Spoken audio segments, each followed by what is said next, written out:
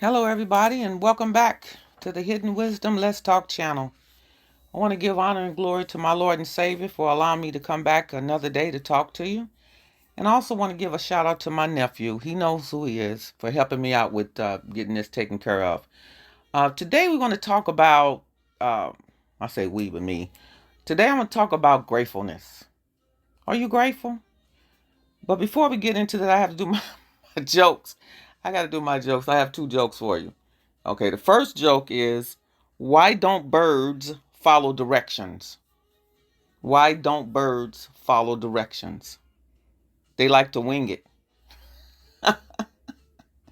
That's funny to me. I'm going to give you one more. I know you like them, so, one more. Why should you never use a dull pencil? Why should you never use a dull pencil? It's pointless. Cracking my side. I don't know. I would give you some more, but then you probably shut me up. I'll be like, look, you know you're corny, right? Those are corny. It's just something to break the ice. But let's get back to gratefulness. So are you grateful? Are you glad that the Lord woke you up this morning, placed your feet on solid ground, clothed in your right mind? I mean, are you grateful? Do you thank Him for that? I had people tell me all the time, well, Jesus didn't wake me up. The alarm clock woke me up.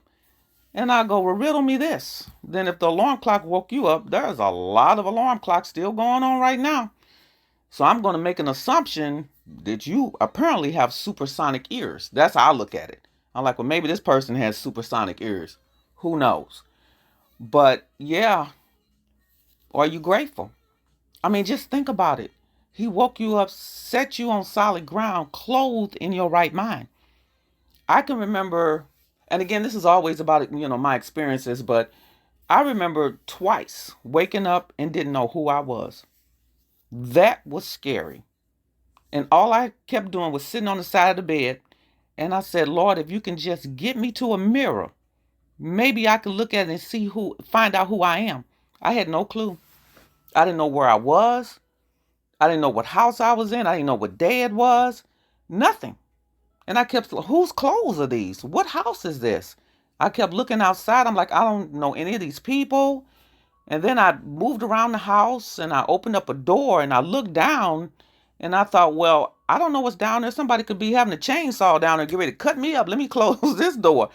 I literally did not know who I was. And I got back to the bed and sat on the side of the bed and I just cried. And I prayed and I cried and I prayed. I said, Lord, I don't know who I am. Please help me figure this out. And I don't know where, all I kept saying, if you could just get me to a mirror, maybe I could figure out who I am. That lasted for 15 minutes. Completely didn't know where I was, didn't know what day it was, what year it was, didn't know my name, nothing. That happened to me twice. So now, when I get up in the morning and God places my feet on solid ground and I'm clothed in my right mind, I take my tambourine, click, click, click, click, click, click, click, click, click, click, click, click. I mean, hey, I hit that tambourine so hard on my thigh, my right thigh, I got a bruise, which is fine. I'll take the bruise. I will. I mean, to just, being clothed in your right mind is extremely important. Of course, you know that. You can make decisions for yourself. You can talk for yourself. Yeah, are you grateful? Are you grateful for your health? Some people wake up and can't move.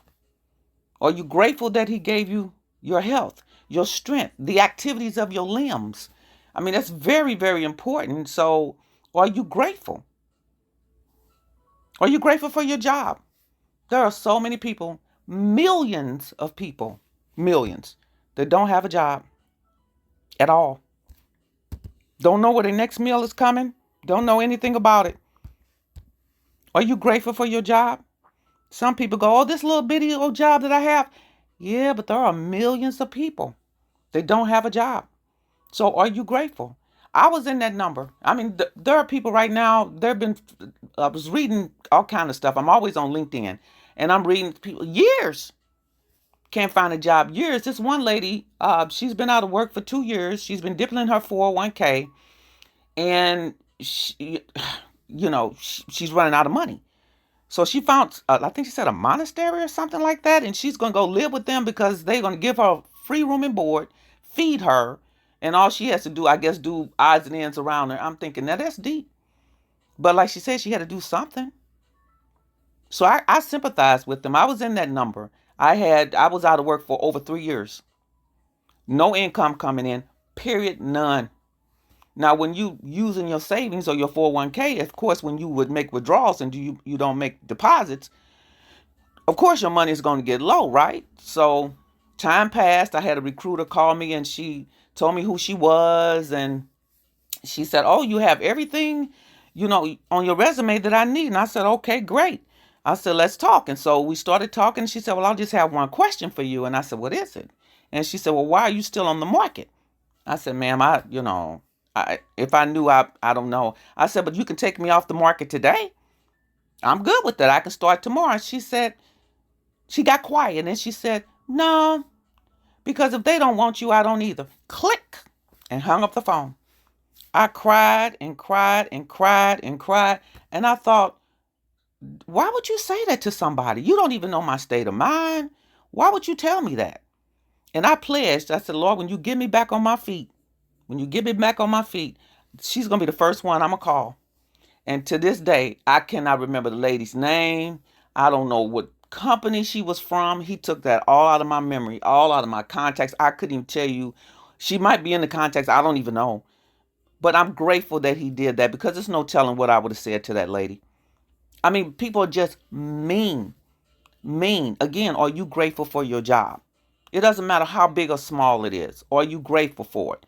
I had one recruiter, I went to a temporary agency. And before you can even talk to anybody, they wanted you to do all of these assessments. 3 hours. So I said, before I started them, I said, "Well, so does that mean you have a job for me?" "We might. We won't know until you do your assessments." I said, 3 hours worth of assessments and you can't tell me? And then I thought, Lord, I don't have a job anyway. So, I mean, you might as well sit here and do them. So I did them.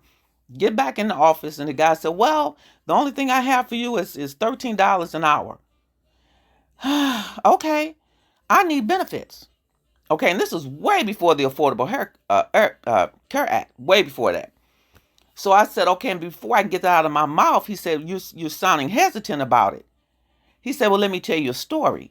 And I'm thinking, I didn't really come in here for a story, but that's fine. We'll do a story. He said, "There's a man that came into my office. He got laid off and he was making $80,000 a year." I'm like, "Okay." He said, "But all I can find him was 45. But he didn't like that. So he left out and he was dejected and he was upset about it. Know what happened to him?" I said, "No." "Well, he killed himself last night." Wow. You're going to tell me that? You don't know my state of mind. You don't know nothing about me. And what if I was suicidal? And you're going to tell me that? Wow. When I tell you people were mean, it just story after story after story. And all I kept saying, now that guy's name I do remember, but we won't get into that. Yeah, it is what it is. But you have to be careful how you treat people. Because today it's me and tomorrow it might be you. But he was very, very mean. Why would you tell somebody a suicide story like that? I never understood that. So I got up when he was telling the story, and I got up and I said, "Sir, this interview is over." He said, "But wait a minute, you still don't have a job." I said, "Yeah, I don't." I said, "But this interview is over." He said, "Well, you can't get out the parking lot because you don't have a job to pay for it to get out." I said, "Sir, my mom raised me real well. She said, wherever you go, always make sure you have money in your pocket. I got plenty of money in my pocket to get out of your whatever parking lot." He said, "You sure?" "Yes, I don't need your token. I don't need handout, nothing. I got it there and I never looked back." And I said, "How dare you do that to me?" I just. So again, I ask, are you grateful? Are you grateful? Because having a job right now is extremely, extremely important. I mean, the hearing, I think today, or was it yesterday or today? I think, was it Amazon? I think announced they were letting go of, was it 14,000 people? That's a lot of people. And I was reading today that some of those people got their notice, what's not funny, while they were on vacation. But see, I can sympathize with them. I know how that feels, to go through all of that. So I don't know. We just encourage people and just, pray for people because we all need encouragement. We all need somebody to, to pray for us and help us out. So again, do you are you thankful? Do you thank Jesus every day for the gifts that he's given you? I mean, you can actually walk and talk and breathe. And breathe. Do you know how important breathing is? Breathing is very important. You can breathe on your own. Do you thank him for that? I mean, it's a lot of things that we take for granted. But I just want to encourage you. This is going to be a short thing today. We're going to talk about some other things. The next subject I think is going to be talking about investing in yourself. And we get more into that. But are you grateful for your health? I mean, I think about Steve Jobs all the time. How he had all this money. He had so much money he couldn't spend it. But he went around the world trying to buy health, which, I would have done the same thing too, to be honest with you. If I had that kind of money, yes, I'm going to go. But all that money he had couldn't buy him health. I mean, it's not like, this body that we have is the only body that we have. It's not like you can go on Temu or Amazon and say, you know what, I don't like this body. Let me go ahead and order me one. No, you can't. So let's take care of the body that we have. Actually, I didn't know, I'm not trying to be funny. I'm not. I didn't know Temu sells teeth. I was like, I didn't know they sold teeth. But anyway, that's another story. We can talk about that later on. But be grateful. Be grateful for your health, your strength. Are you grateful for the people that God put in your life? How often do you tell these people that you're grateful for them? God sends you what you need when you need it. Are you grateful for it, or do you just take it for granted? Do you just, throw these people to the side and say, oh, that's just luck? No, it's not. It's not. Do you know Jesus? You can know him today.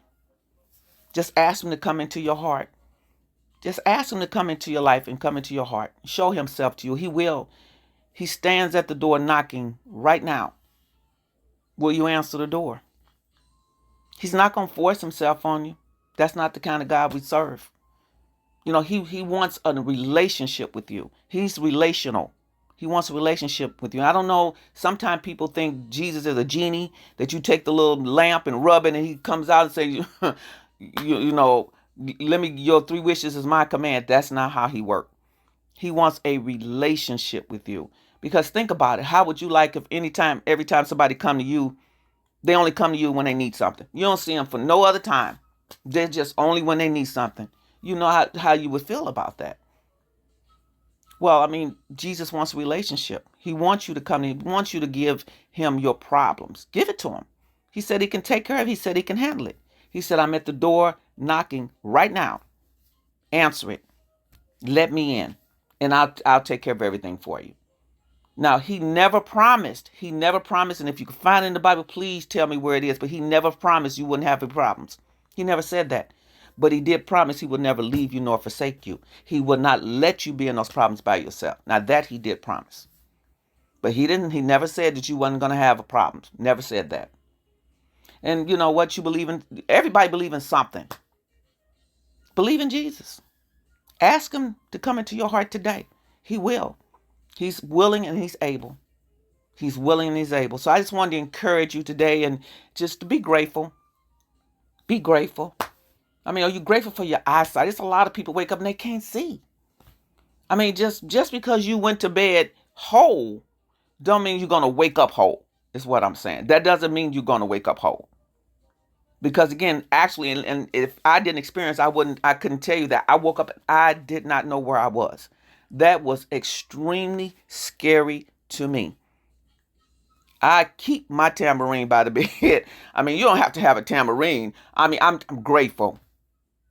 Yeah, I'm very grateful. So again, ask Jesus to come into your life. He's waiting. He's waiting. Oh, taste the Lord and see that he is good, because he is. He never promised that you wouldn't have any problems. And don't let nobody tell you that.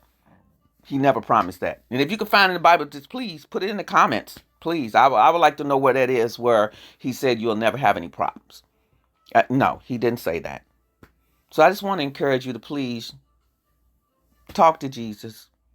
Ask him to come into your heart. You will never regret it. He will never let you down, ever. He can't fail. He just can't. So talk to him. So again, I think we're probably going to talk about invest in yourself. We got quite a bit to talk about on that, so I probably have to have a 2-part series on that one, but we'll see how that goes. And then I'll be working on some more jokes. I'll be working on some more jokes. We have some more jokes for next time. But until then, until I talk to you again, may God do exceedingly abundantly above all that you could ever hope or want. Until then, take care.